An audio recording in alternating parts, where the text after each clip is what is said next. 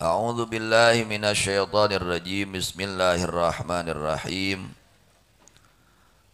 Alhamdulillahi rabbil alamin. Allahumma salli ala sayyidina Muhammadin wa ala ali sayyidina Muhammad. Amma ba'du.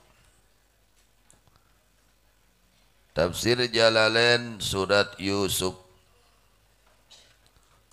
Masih surat Yusuf ayat 101, yaitu tentang doa Nabi Yusuf alaihissalam yang diminta oleh beliau. Apa yang diminta oleh beliau, oleh Nabi Allah Yusuf alaihissalam? Yang pertama adalah tawaffani musliman. Semoga engkau mewafatkanku dalam keadaan Islam. Karena orang-orang yang mulia, yang agung, para aulia Allah, rasa takutnya beda dengan kelas kita. Para kekasih Allah, rasa takutnya beda dengan kelas kita. Sehingga dijelaskan oleh Al-Imam Ghazali radhiyallahu anhu di dalam kitab Minhajul Abidin halaman 69.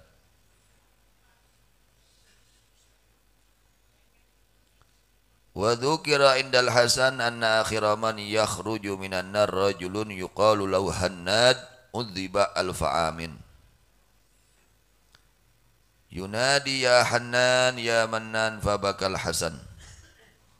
Wa qala ya laitani kuntu Hannadan fata'ajjabu minhu. Faqala wayhakum alaysa yawman yukhraju.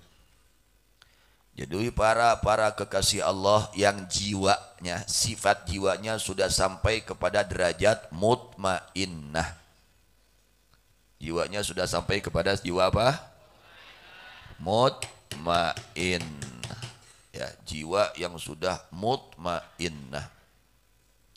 Maka tentu keinginan dan rasa takutnya beda dengan orang-orang yang jiwanya masih dalam kelas ammaroh. Kalau kelas kita yang ditakutkan urusan dunia, urusan teh ceurik, geus ngadoa teh ceurik, geus sedekah teh ceurik, geus puasa teh ceurik. Ya urang sok ceurik tara. Oke heula kitu nya. Nah itu para kekasih Allah. Ada urang sing cinta we ka para kekasih, can nepi ka dinya urang. Ya, geus ngaji teh alhamdulillah. Wah, alhamdulillah naon heuh geus? Geus alhamdulillah. Ya atau geus ngaji teh. Batur mah geus ngaji teh bingung. Aduh astagfirullahaladzim. Ya, susah geus ngaji. Naon? Sieun teu bisa can bisa ngamalkeun. Sieun teu ditarima ieu amalan ku Gusti Allah. Masya Allah. Mudah-mudahannya sing dijantankeun para kekasih Allah sadayana. Amin. Yang kedua, wa ghammul ma'siyah alla tughfar. Kasusah, kabingung, kesulitan, kebingungan, kesedihan para kekasih Allah, yaitu susah bingung terhadap maksiat, takut belum diampuni oleh Allah. Aduh, sieun can dihampura ya ku Allah. Geus doraka anu, bingung mikiran hayang dihampura dosa. Teu boga rasa, Gus pasti dihampura. Sieun teu meunang hampura. Geus doraka teh susah bingung mikiran sieun teu dihampura dosa. Itu kelas para kekasih ya Allah. Sok bingung tara geus doraka. Bujeng-bujeng bingung reuas henteu. Geus ngomongkeun ka gorengan batur sok reuas kitu. Dan teu madukanan ngomongkeun ka gorengan batur teh lain doraka da ghibah karana. Ngagogoreng batur, ngahina batur, nyaritakeun aib batur doraka da teh. Sok susah, bingung? Henteu. Ya, para wali Allah mah di mana-mana tos midamal maksiat bingung, susah, gelisah hatinya.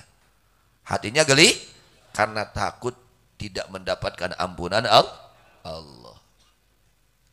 Yang ketiga, wa ghammul ma'rifah antuslaba. Takut nih iman dicabut oleh Allah. Teu boga rasa aman, abdi jelema iman, takut ini dicabut oleh Allah iman ini. Karena boleh-boleh saja bagi Allah mencabut iman, tidak zalim. Dicabutan tanpa boga iman boleh-boleh saja, wenang ke Allah. Tidak zalim. Ya, tiga tuh. Rasa takut bingung susahnya para kekasih Allah Subhanahu wa taala. Satu, kebaikan takut tidak diterima. Dua, dosa takut tidak diampuni. Tiga, iman takut dicabut. Bari tara doraka, bari tara doraka, tapi sieuna itu sieun teu dihampura.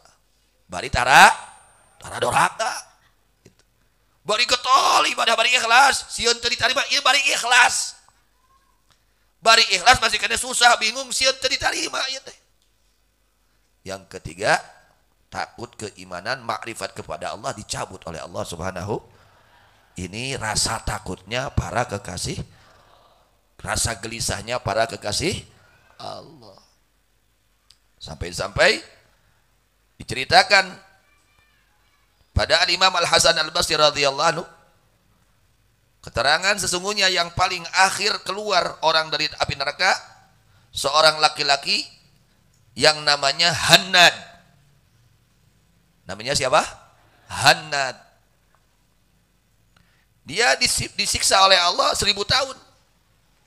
1000 tahun di neraka Allah. Mudah-mudahan selamat semua. Diselamatkan oleh Allah dari api neraka. Amin ya rabbal alamin. Yunadi ya Hannan ya Mannan. Dia memanggil-manggil di api nerakanya, ya Hannan ya Mannan, ya Hannan ya Mannan. Siapa namanya? Hannad. Hannad. Disiksanya berapa tahun? 1000 tahun. Di mana? Di neraka. Mudah-mudahan semua diselamatkan oleh Allah. Semua diselamatkan oleh Allah. Amin ya rabbal alamin. Sedangkan di akhirat itu, satu hari di akhirat bandingannya 1000 tahun di dunia. Ini 1000 tahun di neraka. Ya Allah, Masya Allah. Fabakal Hasan. Ketika Imam Hasan Al-Basri radhiyallahu anhu, ini Imam Hasan Al-Basri Sayyidut Tabi'in.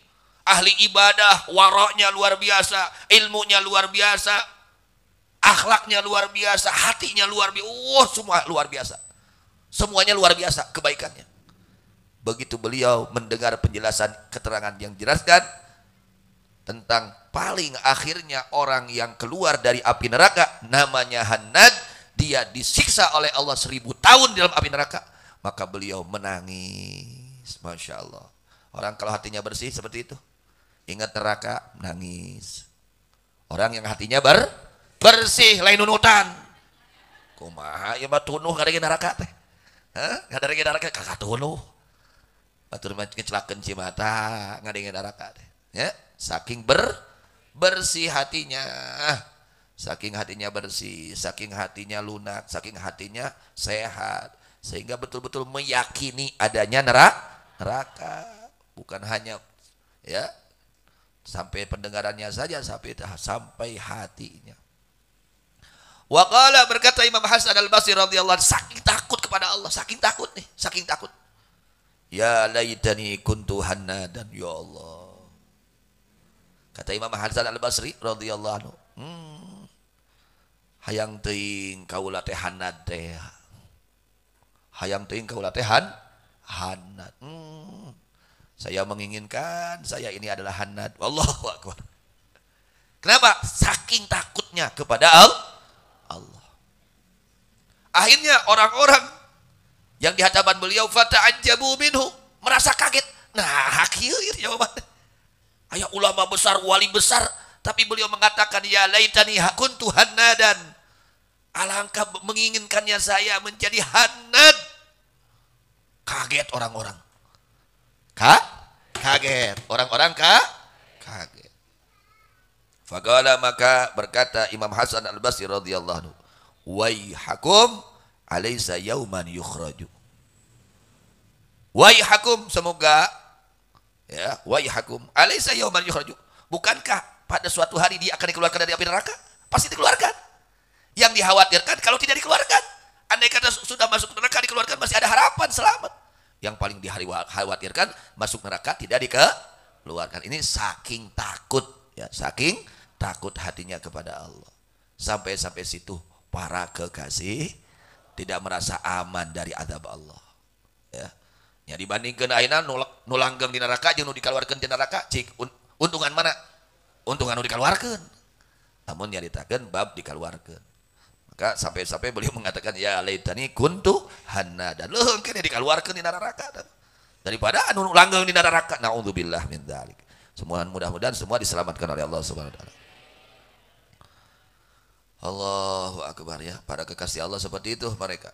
Jadi tidak ada para kekasih Allah bingung urusan dunia, enggak ada.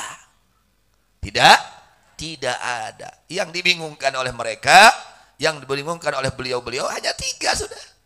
Ketaatan khawatir tidak diterima oleh Allah, maksiat khawatir tidak diampuni oleh Allah, iman Islam khawatir dicabut oleh Allah. Itu kekhawatiran para kekasih Allah. Tinggal ka urang tanya, aya eueuh tilu eta? Aya teh tilu rupa eta teh. Geus taat sieun teu diterima, aya teh sieun kasieun eta teh. Geus dora kasieun teu dihampura, aya kasieun eta teh teu. Kabingung eta teh. Tuluy iman bingung sieun teu sieun dicabut ku Allah. Aya teh dina hati urang. Nah, kontrol. Ya, Masya Allah. Nah, ini diantaranya Nabi Allah Yusuf alaihis salam. Maka Nabi Yusuf mengatakan tawafani musliman. Ya Allah, wafatkan aku dalam keadaan Islam alias husnul khatimah. Ini yang paling penting ya, yang menjadi pokok, yaitu mati dalam keadaan husnul khatimah. Wa alhiqni bis salihin.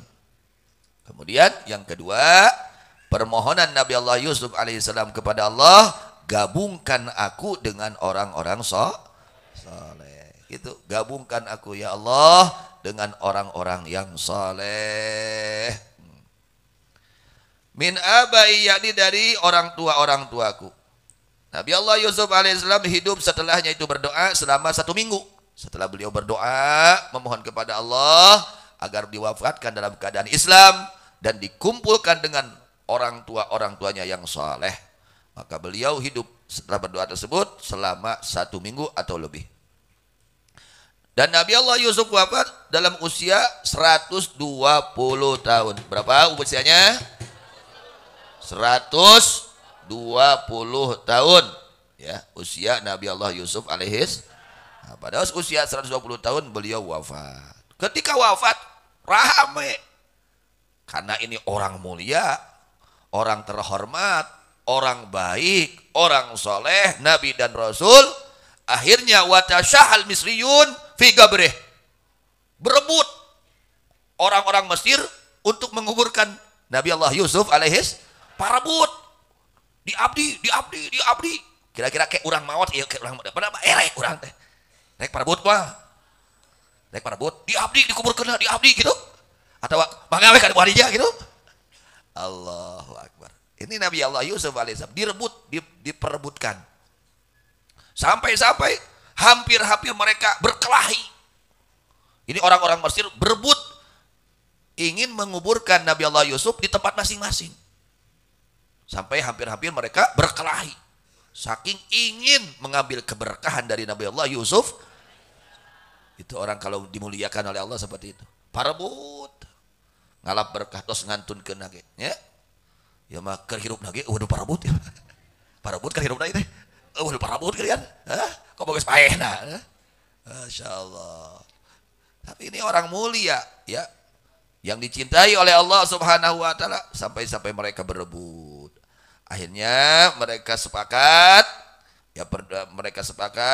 untuk mengubur Nabi Allah Yusuf, disimpan pada satu peti dari marmer yang sangat baik, yang sangat bagus.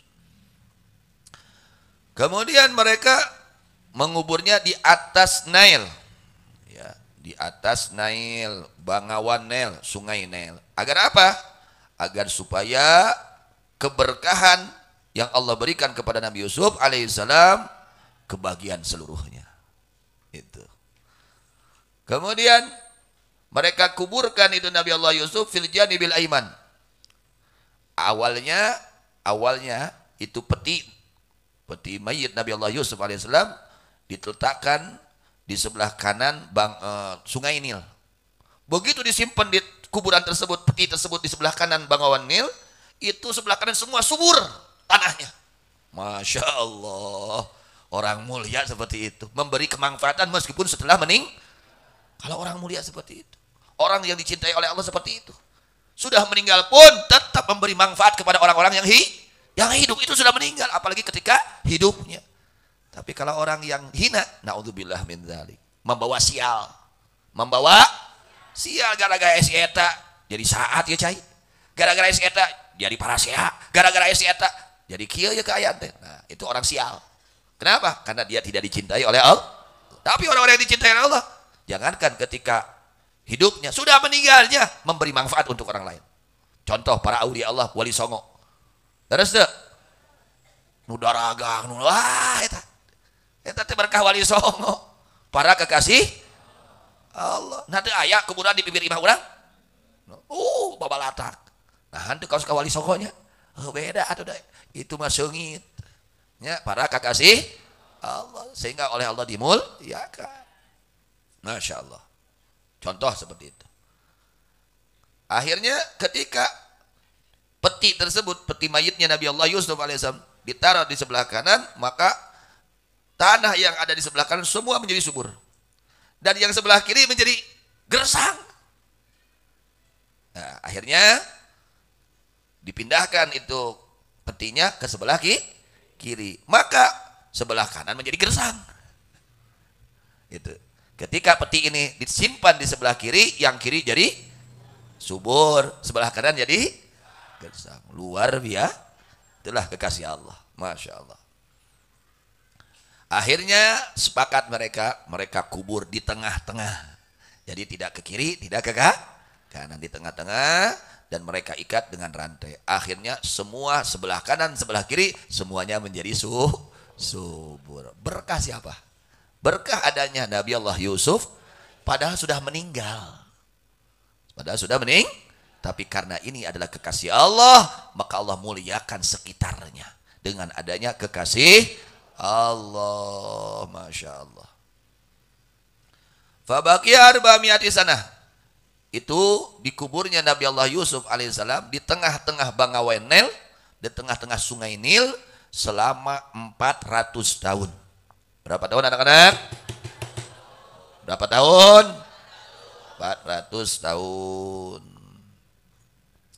Ketika Nabi Allah Musa alaihissalam diperintahkan oleh Allah untuk keluar dari kota Mesir, maka Allah memerintahkan Nabi Musa untuk mengambil itu mayitnya Nabi Allah Yusuf beserta Nabi Musa dan dikubur di tanah Al-Muqaddasah di dekat orang tua Nabi Yusuf, yakni di Baitul Maqdis. Jadi setelah 400 tahun kemudian Allah memerintahkan Nabi Musa untuk keluar ke kota Mesir, dari kota Mesir, dan Allah memerintahkan Nabi Musa untuk mengambil Nabi Yusuf, itu mayit Nabi Yusuf dikubur di tanah Muqaddasah, yakni di Palestina, di dekat kuburan orang tuanya Nabi Yusuf alaihis salam. Kemudian falam yahtadi ila makanih. Nabi Musa tidak tahu ini tempatnya di mana, ini kuburan Nabi Yusuf. Akhirnya ditunjukkan oleh seorang nenek-nenek. Oleh seorang nenek-nenek bertanya Nabi Musa, ternyata ada nenek-nenek yang tahu ya posisi makamnya Nabi Yusuf alaihis salam. Akhirnya ditunjukkan oleh nenek-nenek. Ya. Qila inna min auladi Yakub.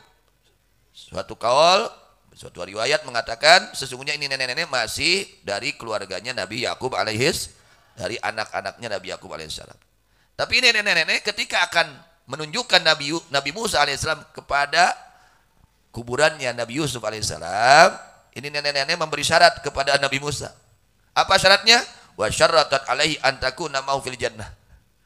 Ini nenek-nenek mempunyai syarat. Saya tunjukkan itu petinya kuburan Nabi Yusuf alaihissalam, tapi syarat engkau bersamaku di surganya Allah nanti. Aku bersamamu di surganya Allah nanti. Syaratnya itu. Syaratanku itu sama itu nenek.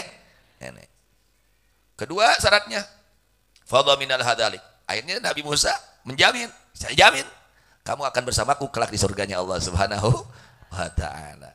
Karena ini perintah Allah. Ya, namanya nabi, apa yang diucapkan dasarnya wahyu dari Allah. Wa ma yantiqu 'anil hawa in huwa illa wahyun yuha.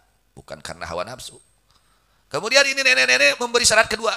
Wa syarratat alaihi aidan ayyad walaha antarji'a syabatan kullama haramat fada'alaha. Ini nenek-nenek luar biasa deh, cerdas nenek-nenek.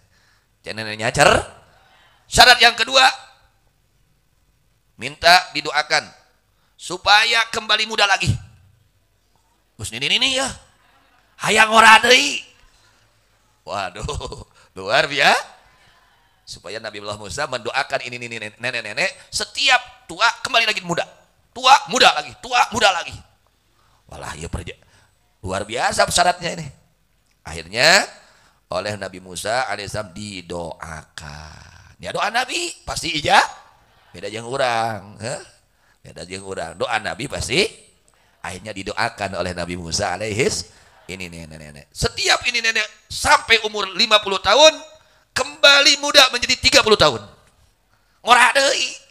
Teu keriput deui, teu ompong deui. Ah kan poke geulis deui we. Jadi anom deh. Setiap sampai 50 tahun umurnya Allah jadikan seperti umur 30. Benten teh 30 tahun yang 50 tahun. Ya benten. Masya Allah. Fa'asyat alfan wa sitta mi'ati sanah. Ini umurnya panjang nenek-nenek. Sampai-sampai ini nenek-nenek hidup selama umurnya 1600 tahun. Masya Allah. Ini nenek-nenek umurnya berapa tahun? 1600 tahun. Berkah doanya siapa? Nabi Musa alaihis salam. Masya Allah. Akhirnya ditunjukkan oleh nenek-nenek tersebut kuburan, posisi tepatnya kuburan Nabi Allah Yusuf alaihissalam. Akhirnya oleh Nabi Musa dibawa dan dikubur di tanah Al-Muqaddasah, yakni di Baitul Maqdis. Gitu ya, Masya Allah. Luar biasa. Fasubhana man lan qidha alimulkih, maka suci zat yang tidak ada habisnya kepada kerajaannya, yakni Allah Subhanahu wa taala. Nah, tadi diterangkan yang diminta oleh Nabi Yusuf alaihissalam, tawaffani musliman wa alhiqni bisalih. Di antara alamatus sa'adah di dalam kitab Al-Jawahirul Lu'lu'iyah fi Syarhil Arba'in An-Nawawiyah halaman 69. Wa qala Dhunnunil Musri, Dhunnuni Al-Misri, berkata Imam Dhunnun Al-Misri radhiyallahu anhu. Ini ulama besar, para kekasih Allah ya. Beliau mengatakan alamatus sa'adah, bahwa tanda kebahagiaan. Ini orang calon bahagia, bakal bahagia. Yang pertama, hubbus salihin, cinta kepada orang-orang saleh. Yang pertama apa? Hubbus, cinta kepada siapa? Orang-orang saleh. Jadi siapa saja yang saleh cintai oleh kita. Itu menjadi alamat tanda akan selamat kita. Tanda akan bahagia kita. Ketika hati kita mencintai kepada orang-orang saleh. Yang kedua, wadunuwu minhum, dekat dengan orang-orang saleh. Jangan jauh jadi orang-orang saleh. Harus mendekat kepada orang-orang sing deket jeung nu saroleh teh. Ngariung jeung nu saroleh, sing deket jeung nu saroleh ya. Yang ketiga, watilawatul Quran, tanda orang bahagia, membaca Al-Quran. Selalu ingatnya kepada Quran. Baca Quran, malam baca, siang baca, pagi baca, sore baca ya, baca Quran. Yang keempat, wasaharul lail. Ya. Itu. Nyilek. Nah, nyilek Indonesia. Melek pada waktu malam. Tapi nyilekna dipakai ibadah, lain nyoh HP, lain main game, Facebookan, lain nonton TV, lain ngobrol, dipakai ibadah. Nah itu sing daek nyilek tipe ting teh nya tong tibra wae. Tapi nyilekna dipakai ibadah. Nah itu tanda orang akan bahagia. Dia selalu bangun malam dan diisi dengan ibadah kepada Allah. Kemudian keberapa? Kelima, wa mujalasatul ulama, kumpul dengan para ulama. Tak orang kita kumpul dengan Imam Jalaluddin Suyuti, kumpul dengan Imam Ghazali, kumpul dengan Imam Haddad radhiyallahu anhum ajmain. Alhamdulillah. Kita sedang kumpul dengan kitabnya, hakikatnya kumpul dengan pengarang kitabnya, yaitu para ulama-ulama sing daek ruang riung dina majelis ilmu, majelis para ulama. Teteh ciri bagja, matakpi bagjaeun. Alhamdulillah. Yang keenam, wariqatul qalbi, dan lembutnya hati. Teuas hatena teh, leuleus hatena teh. Kumaha nu leuleus hate? Mun ingat kana dosa teh, ngurucut cimata. Babari ngurucut cimata, ingat kana dosa teh. Ya, ingat kesalahan ngurucut cimata sieun teu dihampura ku Allah. Jadi Imam Dunun mengatakan alamatus sa'adah hubbus salihin wa dunuwu minhum wa tilawatul Qur'an wa sahrul lail wa mujalasatul ulama wa riqatul qalbi. Tanda kebahagiaan yang pertama cinta kepada orang-orang saleh.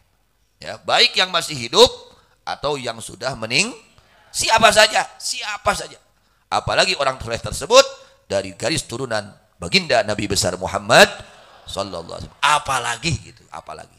Andai kata bukan dari turunan Nabi sallallahu alaihi wasallam, tetap kita wajib cinta kepada mereka. Cintai orang-orang saleh yang masih hidup atau yang sudah meninggal bagaimana? Datangi, ziarahi mereka.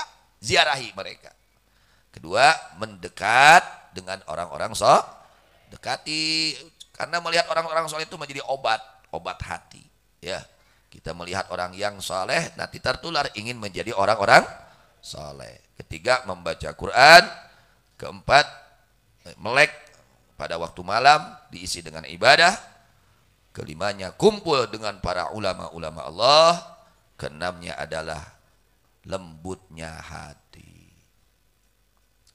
Kemudian sebab yang mengakibatkan kepada mati su'ul khatimah. Sebagian ulama mengatakan ada 4. Mudah-mudahan semua diselamatkan oleh Allah. Ada 4 perkara ini penyebab mati dalam keadaan su'ul khatimah. Jadi matinya tidak membawa iman. Na'udzubillah min. Atau matinya itu dalam kepukasan buruk. Dalam sedang berbuat maksiat. Matinya na'udzubillah min. Nah. Yang pertama penyebab mati kepada su'ul khatimah. Sebab yang menetapkan mati akan su'ul khatimah yang pertama at-tahawunu bis shalah. Malas di dalam melaksanakan sholat. Sholat fardu maksudnya. Lalawara dina ngalaksanakeun sholat. Lain atoh ngadenge adzan teh. Lain atoh ngadenge adzan subuh teh. Oh kadah torek wae. Gitu. Lalawara mun sholat di akhir-akhir geus tereh suruh panon poe kerek sholat. Geus tereh biji panon poe subuh teh kerek sholat. Tahawun tah. At-takasul, malas, tidak semangat di dalam melaksanakan sholat. Kaleket, hese, dihudangkeun di hese, ke sholat lah. Dihudangkeun ku duit mah babarinya. Santri, dihudangkeun ku duit mah babari. Aya ku sholat kumaha? Hese, ya, kudu gebrak. Kudu disibeungetan nya. Gitu. At-tahawun bis shalah. Yang pertama, penyebab mati su'ul khatimah adalah bermalas-malasan dari mengerjakan sholat yang fardu. Kadek kontrol anak-anak orang. Hati-hati itu anak-anak kita kontrol. Ya barangkali mereka belum bangun subuhnya. Oh kontrol keluarga, pamajikan, anak, minantu, incu. Gus baralek, gus garade. Kontrol, jangan dibiarkan. Itu penyebab mati su'ul khatimah. Ya bermalas-malasan di dalam melaksanakan sholat. Malas, kedul. Migawe sholat, nuk itu dikhawatirkan orang seperti itu meninggalnya su'ul khatimah. Yang kedua, wasyurbul khamri, meminum arak, meminum khamar, baik khamar tersebut yang cair atau yang padat. Pokoknya khamar itu yang merusak akal, yang memabokkan. Ya, khamar itu yang memabokkan, baik yang memabokkan tersebut bendanya cair atau padat. Obat-obat terlarang. Kadek kontrol tah anak-anak orang. Jangan sampai mengkonsumsi khamar, hati-hati. Kontrol, jangan dibiarkan. Ya. Anak kita gaul dengan siapa? Kontrol, jangan sampai bergaul dengan pecandu Nah, orang yang meminum khamar dikhawatirkan matinya su'ul khatimah. Kalau tidak bertaubat. Hati-hati itu. Sekarang kan Masya Allah. Hati-hati anak-anak santri ya. Hati-hati kalian. Bapak-bapak jaga anak-anaknya. Ya. Jangan sampai mereka itu bergabung atau bergaul dengan orang-orang yang peminum khamar. Yang ketiga, wa adzal muslimin, mengganggu kepada orang muslim. Jangan sampai mengganggu orang lain, baik dengan mulutnya, baik dengan tangannya. Jangan tong ngaganggu batur, ya, tong ngahina batur, tong ngagoreng batur, tong nyaritakeun kagorengan batur.